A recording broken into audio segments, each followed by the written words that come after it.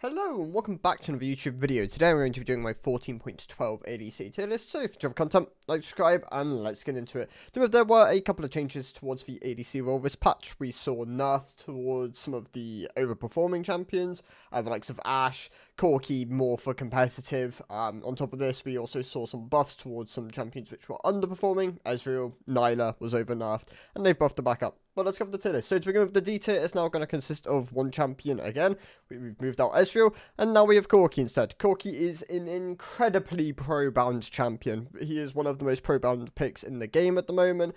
The shift over towards being an early game skewed, really hyper-aggressive marksman has really pro-jailed him. They're trying to shift some of his power away from that. Obviously, we saw nerfs towards his E, his base AD, pushed him towards like some more like attack speed kind of variant, like obviously attack speed growth, but still mostly leaning towards AD. Collector Infinity Edge seems to be the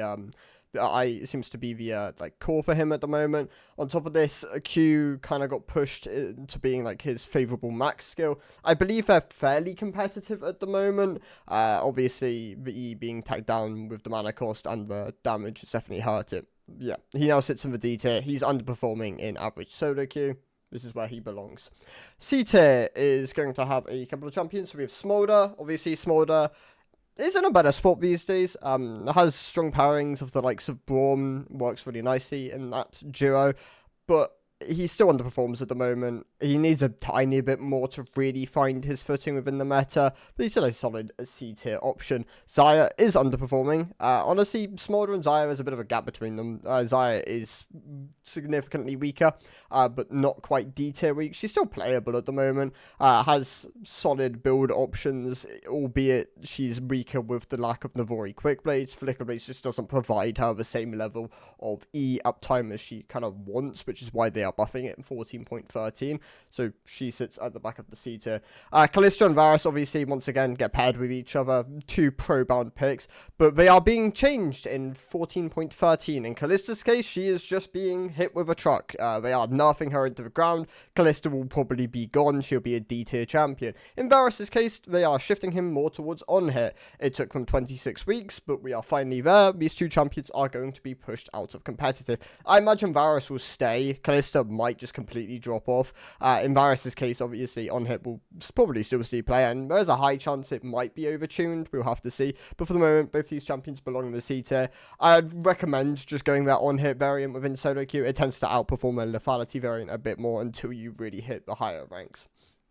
Alongside them, we have Aphelios. Aphelios, obviously, a very hard-to-pilot champion, very much deserving of a spot in the C tier. He shouldn't really be, if he's B tier, he's probably broken in high elo and pro play. This is where he really should be. Obviously, your build variants tend to very much lead into like the collector IE. You don't really have much differentiation there. IE can also be utilized as a rush option. But yeah, he's a solid C tier, and I'm pretty sure Aphelios mates are happy with where he is currently in the game. Yasuo, C tier champion, probably needs buffs. I imagine Yasuo should probably be sat a bit higher in the ADC role. He's underperforming here. He's underperforming mid and top lane at the moment. Obviously, the loss of lethal tempo combined with some of the itemization being a bit worse for him has definitely hurt him this season, but he's still decent as like a counter pick option. Solid C tier pick. Draven is very early game skewed. Obviously, his aggression really kind of leads him towards that. His high damage on his Q. And yeah, once again, very elite skewed, very high elo skewed pick. Very much like tailored around being an early game bully and kind of snowballing from that. Deserves to be in the C tier. Senna has been underperforming for a while within the ADC role. Obviously, she got nerfed, I believe, middle of last split, and has just been falling ever since. Opportunity being nerfed for range champions in 14.13 will be another blow to Senna ADC, and I imagine she'll probably drop off in play rate for the most part, and towards the back end of the C tier, but for the moment, she sits in the C tier, definitely underperforming. Player as a support, you should find a bit more success. She does have some strong pairings. Obviously, the Tarm and the Ornn are what we traditionally see in competitive. There are other options, but yeah, sits in the C tier for the moment. And MF is actually going to join the C tier. She has been underperforming for a while. For how easy she is to play, she really shouldn't be this week. Obviously, character IE tends to be her standard core. The nerf towards Youmu's for ranged champions has hurt it. Opportunity just never really caught on, even though it was probably one of her better first item options. The nerfs to it in 14.13 will really push her away from that. She is gaining some base AD. Her W is getting a lot of changes, which should really help her. I imagine she'll definitely rise back up towards the A and possibly S tier. But MF for the moment sits within the C tier. Moving on to the B tier, we have a couple of champions here. So we have Samira, obviously very, very early game skewed, kind of akin to Draven. That's what I'd really compare her to. Very reliant on snowballing, your Collector, your IE, your Shieldbow, your BT, your LDR. There's options there. Obviously IE and Collector IE tends to be pretty standard core at this point. Has good pairings, very solid B tier option. Sivir, being easy to play, having very accessible wave clear and just kind of being solid at neutralizing lanes definitely gives her a lot of strength. If you're autofilled, she can be a solid pickup if you're just looking for something to be a bit more safer with and just to clear waves from a distance. If you're looking for like a carry option, there are better picks than Sivir, but she's not bad by any means. You can operate later on into the game as like a hyper carry if you get the items to kind of facilitate it. Vayne, also within the beta, I believe Vayne has like two solid variants at the moment. You've got like your Bork or your Kraken into your Ginsu on hit variation, but you also have the kind of like one tap Vayne which was what it was once crowned. I mean, obviously this is like your Trinity variant where you're playing around your Q and just maxing that ability and running fleet, stuff like this, just playing into that spell. Collector, I believe, is like two items you can run alongside it. I've seen some Profane Hydras. I know there is someone who's pretty popular on Twitter who does build variants like that, but it kind of really depends on what you want in the game. If you're looking for a bit more single target damage, then yeah, that can definitely be something you opt into. If you're looking for something a bit better at shredding tanks, then obviously the on-hit variant is a bit better within that space. Tristana tends to be really high prio as a mid lane pick at the moment. Still a fine ADC though. Obviously you can operate on like with solid pairings. The likes of Alistar work really nicely with this champion. Just play very aggressively, making sure you're like fully proccing bomb. Your siege potential is really high. You can play really aggressive if you're ever ahead of tempo. Halo base is a bit weaker now. Obviously, it got nerfed to ranged champions in 14.10, so that definitely hurt that. You do have options in PTA and Fleet now. Both these rune choices are solid, and yeah, she's a solid B tier option. Lucian, going to even my B tier. So Lucian, probably towards the higher end of the B tier. Whenever Nami gets buffed and Nami's strong, Lucian obviously benefits from this quite heavily, as that is one of his considered strongest pairings. Both Nami, Milio, very good at the moment. There are other pairings alongside these two champions, though. He's not exclusively bound to these two picks. And for that, I mean, he's a solid B tier option. You do have the option between like the Flicker Blades variant or your standard Collector IE, which is what I'd recommend if you're looking for a bit more burst potential. You're running your PTA. It does give you a lot of damage and carry opportunity. And yeah, Lucian, solid B tier pick at the moment. Moving on, we have the two AP picks here. So we have Veigar and Ziggs. Both these champions have been better bot laners in the past, but for the moment they are still in a fine spot. If you're comfortable on the picks, you need a bit of AP. These two can be something you lean towards. Obviously, I'd recommend some of the other ones, which I'll cover in a minute, but yeah, Veigar, Ziggs, still solid options here, just not quite as good as they have been in the past.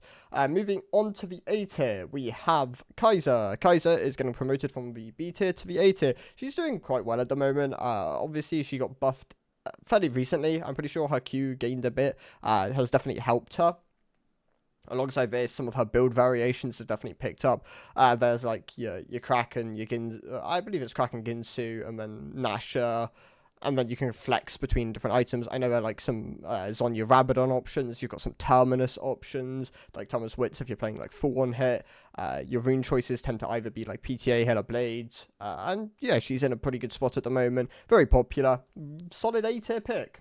We have Nyla here. So Nyla got buffed in 14.12, so this patch.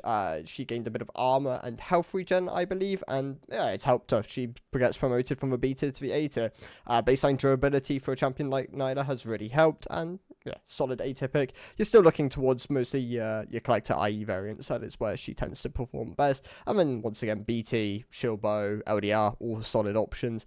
Kind of similar to Samira within that space. They have relatively similar play patterns. Other than this, I mean, we have Kog'Maw, so Kog'Maw gets also promoted from the B tier to the A tier. He didn't get hit as hard as a lot of people presumed with Lethal Tempo being removed. He does have other keystone options, has some relatively strong pairings within the support ROM. And overall, he's in a fine spot. But Ginsu looks to be the best way to play him at the moment. Obviously, there were some like Ginsu Rush variants, but yeah, if you're looking for something a bit standard, Bork, Ginsu, you can flex around your other items, but opt into durability, opt into a bit more damage. You have options there. Kog'Maw, very solid A tier pick. Twitch and Caitlyn are also with my A tier. These are the other two marksmen. In Twitch's case, he's still doing fine at the moment. Bork, Runins, IE, we all know how Twitch plays at this point. Obviously, got shifted, had some of his power shifted around in 14.8, I believe. Hurt him a bit early on into the game. Didn't lose as much power later on, but he still had other keystone options than Lethal Tempo. He wasn't like solely bound to it. On top of this, he also did get, I believe his art also got nerfed by 10 AD, which did hurt him. It dropped him from like S tier to A tier, but he's still a solid champion. In Caitlyn's case, she got pushed away from like these pure, well, I mean, she still primarily goes to pure AD builds, but she was pushed away from being like so much one shot. They nerfed her R, they nerfed her W trap headshot damage, pushed her more towards attack speed growth. It promotes obviously Zarka Greaves, which does definitely incentivize more attack speed building. RFC does benefit from this. She's still a solid A tier option. You can still find success on this pick. Ezreal is actually going to get dropped in my B tier. I forgot to mention Ezreal. Ezreal is in a solid spot at the moment. This champion really benefits from the fact that he got buffed in this patch. Gained some QAD ratio, gained a bit more ult flat damage, and I believe he gained one other change, which I can't remember at the moment, but yeah, it also helped him. And overall, Ezreal, yeah, performing a lot better. They don't really want him to be, like, meta-defining. This champion should sit below a 50% win rate, so they'll be happy where he is at the moment. But yeah, Essence Reaver, don't go Essence Reaver. That item is really bait on Ezreal. Go Trinity into Manamune. Grudge, I believe, is a better option now that it's been buffed, but you can still opt into other things and then, like, lean into it a bit later on. Frozen Heart, if you're looking for a bit more durability. And yeah, Ezreal's in a solid spot again. A solid B tier option. In the A tier, we also have Zeri. Zeri also gets promoted. Has been really benefiting from Static Shiv getting better and having a better build path. On top of this, some of her pairings have also been buffed. Yuumi being buffed indirectly does buff Zeri, makes this champion a bit better. Even if it isn't one of her stronger pairings, it's still a really good pairing, especially on the Yuumi side of things. So Zeri, solid A tier champion. And then wrapping up the A tier, we have Swain. Swain is still a good bot laner, obviously benefits from strong pairings. Blackfire Torch, Rylai, Leandri, you have a lot of options there. And yeah, he's a solid A tier champion. Moving on to the S tier, so we have Ashe, I'm going to drop down to the A tier. Ashe actually took a pretty big hit this patch. She got nerfed with her crit conversion to, her passive crit conversion going down, which does affect how much damage she's going to output. Once again, pushing her more towards utility definitely does hurt this champion. Your build still tends to lean towards like your Kraken Trinity variant, I believe, and yeah, you are a bit weaker now, so she drops from S plus to A tier. She was like a fringe S plus pick. Obviously still valuable for her utility and can still do a decent amount of damage. S tier, so we have Jhin. Jhin, obviously, good setup. Kind of unique in how he plays. If you're ahead, you do damage at this point, and you can like competitively output DPS compared to some of the other marksmen. Damage compared to some of them, not similar levels of DPS. Obviously, you're reliant on like rotating your bullets correctly and making sure you are trading effectively during laning phase with your Q, your fourth shot. Tends to play more into being a lane bully at the moment. But yeah, the crit changes really did help him quite a bit. And he's in a solid spot. A good S tier pick. Alongside Jhin, we have Seraphine. So Seraphine obviously got buffed fairly recently. And she's a good bot laner again. Like, I would really recommend playing Seraphine if you're looking for a bit more utility and the team can really enable it. It's not a pick you can play every game. Don't play Seraphine as default. But it is a solid champion to add to your pool. Especially because she tends to be a fairly solid bot laner, has good pairings, and yeah, solid S tier pick. Alongside Seraphine, we have two good AP damage options, and that is Brand and Karthus. Both these champions are being nerfed in 14.13, so honestly, there's a high chance. I mean, both these champions should still be fine. Like, they will still be your premier go-to AP bot lane damage options. But Seraphine, as a standard, like as a solid AP option, is probably going to be one of your go-tos. Not so much for damage, but yeah, should be better. Brand, Karthus, obviously at the moment really strong. Both of them really benefiting from Fated Ashes as an item. And yeah, really overperforming at the moment. Both these champions very deserving of an S tier spot. And then S Plus is obviously still held by Jinx. They're really hesitant to nerf this champion. Obviously, some of this is because of Arcane. Like, they want their poster child of the game at the moment to be strong. Obviously, this is going to get relatively frustrating in the long run. She has been nerfed a couple of times, but obviously, light taps. And yeah, Jinx, still a very good, I mean, well, the best go-to marksman option at the moment. I'd really recommend playing Jinx and having her in your arsenal, as yeah, she's a good option. She's the best option, if anything, at the moment. Not really seeing a lot of competitive, which is obviously mainly because of Varus and Kalista dominance, and then Ashe seeing a lot of power and support role. But yeah, in solo queue, great snowball option, has really good builds. You're either leaning towards like your collector IE, or like your IE Phantom, RFC, the LDR BT. You have build options there, and she works quite nicely on a lot of them. And yeah, she's in a great spot at the moment. The best marksman. Those are my thoughts on the ADC role. I am ill at the moment, if you probably haven't noticed. I haven't been doing great. It's been ill since Monday, but yeah, those are my thoughts. Thank you guys for watching. I'll see you next one. Goodbye.